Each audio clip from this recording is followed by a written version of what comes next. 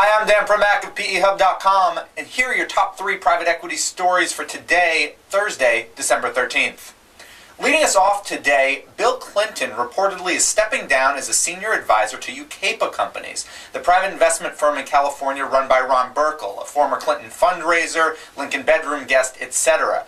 There had been a story a couple months back in the Wall Street Journal that questioned some of UCAPA's investment activities, which therefore by association tainted Bill, and more importantly by association, could taint Hillary.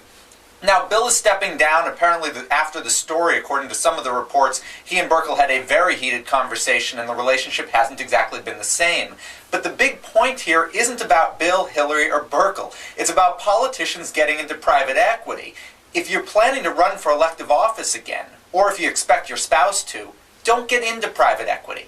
You've seen John Edwards have some problems with his involvement with Fortress Group. You saw Bill Weld try to run for governor of New York, but get completely derailed by private equity activities he had after he left the governor's office in Massachusetts. So, if you plan to go to elected office, don't go to private equity yet. Wait until you're all done, retired, and can move on. Our second story today is that there may now only be one bidder left for Northern Rock, the troubled UK bank. UK press reports today say that Olivant, a private investment firm, is threatening to walk away because it feels that Northern Rock and the UK government are getting in its way of getting the major line of leverage and credit it needs to get the deal done. Now, news of this has sent Northern Rock shares plummeting even further. It's down over 85% since February. Its market cap, is down 85% since February.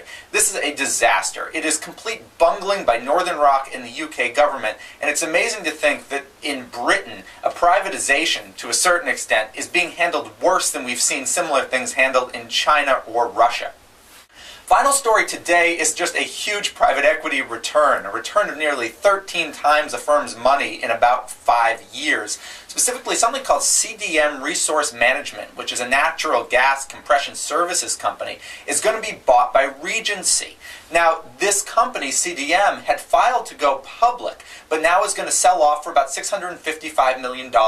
And for context, that $655 compares to just $50 million that the Carlyle Group and Riverstone Holdings paid to buy it back in 2003.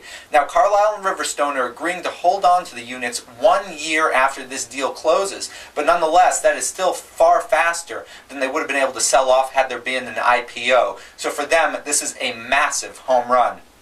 Those have been your top 3 private equity stories. Be sure to check back PEHub.com all day for news and analysis, and back tomorrow morning here for more video.